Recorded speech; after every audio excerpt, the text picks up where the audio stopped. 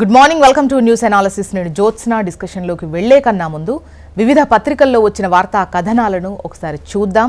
తెలంగాణ వార్తా పేపర్స్ చూసినట్టయితే ముందుగా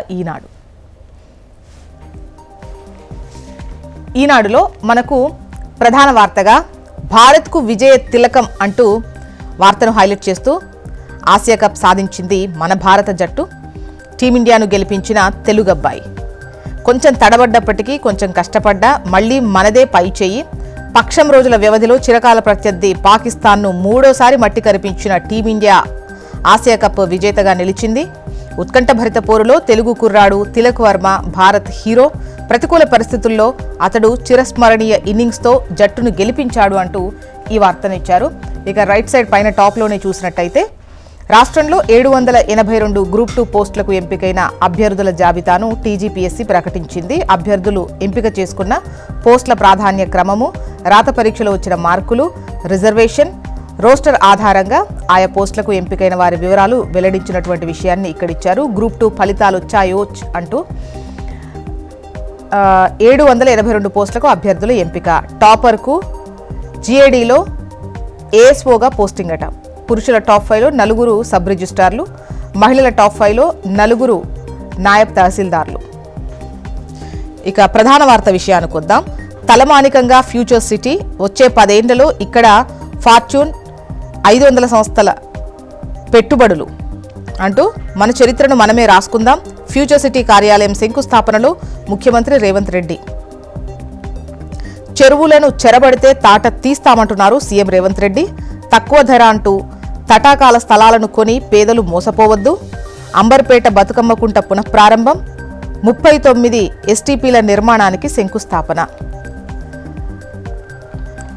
ఆల్మట్టి ఎత్తు పెంపును సీఎం అడ్డుకోరేం. రాష్ట్రంలో బీజేపీ కాంగ్రెస్ జాయింట్ వెంచర్ ప్రభుత్వం. అచ్చంపేట జనగర్జన సభలో కేటీఆర్. ఆంధ్రజ్యోతి నెక్స్ట్. న్యూయార్క్ను మరిపించేలా అంటూ మీరు ప్రధాన వార్తను ఆంధ్రజ్యోతిలో చూడొచ్చు. ఇక్కడ భారత ఫ్యూచర్ సిటీని ప్రపంచం అబ్బురపడేలా నిర్మిస్తామని ముఖ్యమంత్రి రేవంత్ రెడ్డి అన్నారు. న్యూయార్క్ను మైమరిపించే నగరాన్ని కడతాము అంటున్నారు. దుబాయ్, న్యూయార్క్, టోక్యో, సింగపూర్ వంటి ప్రాంతాలకు వెళ్ళొచ్చి అద్భుతంగా ఉన్నాయంటూ ఇంకెన్నాళ్లు గొప్పగా చెప్పుకుంటామని ప్రశ్నించారు. మన ప్రాంతం గురించి బయట దేశాల వారు గొప్పగా చెప్పుకునేలా చేయాలన్నదే తన సంకల్పమని అన్నారు సీఎం రేవంత్ రెడ్డి. ఇక నేడే స్థానిక స్కెడ్యూల్, స్థానిక సంస్థల ఎన్నికలకు రంగం సిద్ధం, అన్ని ఏర్పాట్లు చేసిన రాష్ట్ర ఎన్నికల సంఘం. తెలంగాణలో స్థానిక సంస్థల సమరానికి రంగం సిద్ధమైంది అంటూ ఈ వార్తనిచ్చారు. నెక్స్ట్, నమస్తే తెలంగాణ. ఇక్కడ బీజేపీ కాంగ్రెస్ జాయింట్ వెంచర్ సర్కార్ అంటూ కేటీఆర్ చేసినటువంటి వ్యాఖ్యలను నిన్న అచ్చంపేట జనగర్జన సభలో కేటీఆర్ ధ్వజమెత్తారు అంటూ ఈ వార్తనిచ్చారు. ముఖ్యంగా నిన్న సభలో మాట్లాడినటువంటి కీవర్డ్స్ అన్ని ఇక్కడ హైలైట్ చేస్తూ 2 పార్టీలు కలిసే తెలంగాణకు నష్టం చేస్తున్నాయి అంటున్నారు కేటీఆర్. 12 ఏళ్లుగా ప్రజల్ని సతాయిస్తున్నాయి, కేసీఆర్ను ఎదుర్కోలేక అప్రదిష్ట పాలు చేస్తున్నాయి. స్థానిక సంస్థల ఎన్నికల్లో వాటిని బొందపెట్టాలి. సీఎం రేవంత్ రెడ్డి నల్లమల్ల పులిబిడ్డ కాదు, పిల్లి. ఆల్మట్టి ఎత్తు పెంచుతుంటే ఇంట్లో దాక్కున్నాడు. పదవి కాపాడుకునేందుకే కర్ణాటక కుట్రలపై మౌనం. కాంగ్రెస్ నాయకులకు బాకీ కార్డులతో బుద్ధి చెప్పాలి. అచ్చంపేట జనగర్జన సభలో కేటీఆర్. బస్తీ బతుకులపై బురద అంటూ ఇండ్లలో నీళ్లు, పేదల కన్నీళ్లు, మూసి మురుగులో నివాసాలు అంటూ తడిసిన సామాన్లు, వస్తువులు, ఉపాధి పోయే సాయం లేదాయే. అటు దిక్కు చూసే నాదులే లేరు. గుండెలు బాదుకుంటున్న నిరుపేదలు సర్వస్వం కోల్పోయి తీవ్ర అవస్థలు పడుతున్నారు అంటూ వార్తను హైలైట్ చేశారు.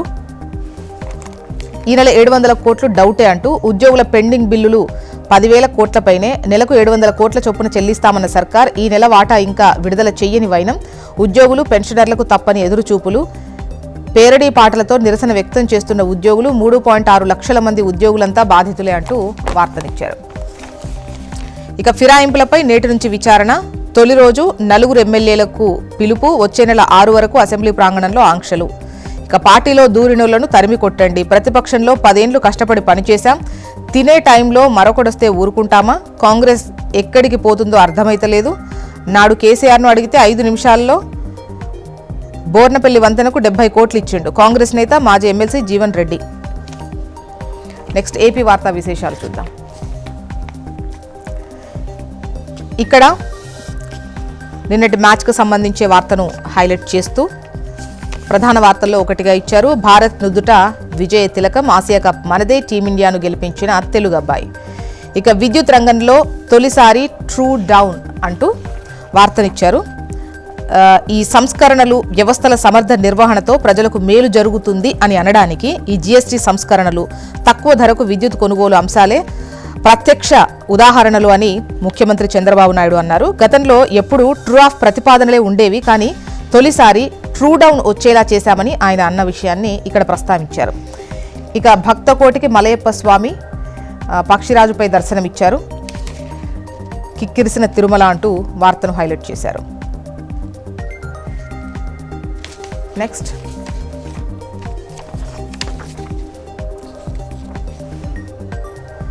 ఆంధ్రజ్యోతి. ఇక్కడ ప్రధాన వార్తగా మనకు 1,00,000 కోట్ల రూపాయల భూములు ఏమయ్యాయి, 13 ఏళ్లలో 1,82,270 ఎకరాలు కేటాయింపు అంటూ ప్రభుత్వ, ప్రైవేటు సంస్థలు, వ్యక్తులు, రైల్వేకు, ఏపీఐఏసీ నెట్ క్యాప్కే 1,00,000 ఎకరాలకు పైగా, విద్యుత్ ఉత్పత్తి ప్రాజెక్టులకు 42,000 ఎకరాలకు పైగా. జగన్ ప్రభుత్వంలో కారు చౌకగా కేటాయింపులు. ఈ మొత్తం భూముల్లో సద్వినియోగం ఎంతైంది, దుర్వినియోగం ఎంతన్న దానిపై సర్కార్ పరిశీలిస్తోంది అంటూ వార్తనిచ్చారు. ఇక లెఫ్ట్లో సమర్థత, అనుభవం ఫలితమే ఛార్జీల తగ్గింపు, విద్యుత్ వ్యవస్థను గాడిన పెట్టాం, 1000 కోట్లు ఆదా చేశామంటున్నారు సీఎం చంద్రబాబు నాయుడు. నెక్స్ట్, సాక్షి.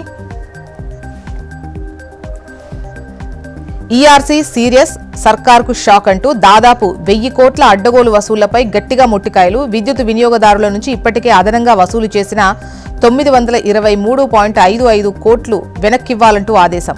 నవంబర్ బిల్లు నుంచి 12 వాయిదాల్లో తిరిగి చెల్లించాల్సిందే. చంద్రబాబే దయతలిచి ట్రూడౌన్ చేసినట్టు ఎల్లో మీడియాలో నిస్సిగ్గుగా ప్రచారం జరుగుతోంది. అధికారంలోకి రాగానే తగ్గించకపోగా ఛార్జీల మోతతో బాధేసిన బాబు దాదాపు 19,000 కోట్ల విద్యుత్ ఛార్జీల బాధుడితో ప్రజలకు షాక్. 2024-25లో వసూలు చేసిందంతా వెనక్కివ్వాలని వినియోగదారుల డిమాండ్ అంటూ వార్తనిచ్చారు. ఇక న్యూస్ రీల్లో గనక చూసినట్లయితే పైన టాప్లోనే గరుడుడిపై విశ్వపతి దివ్య దర్శనానికి సంబంధించి మహాచండీదేవిగా దుర్గమ్మ అంటూ వివిధ వార్తలను న్యూస్ రీల్స్లో హైలైట్ చేశారు. మొత్తానికి ఇవి ఇవాళ వివిధ పత్రికల్లో వచ్చినటువంటి వార్తా కథనాలు. ఇప్పుడు ఒక చిన్న బ్రేక్ తీసుకుందాం. బ్రేక్ తర్వాత డిస్కషన్లోకి వెళ్దాం. Stay tune.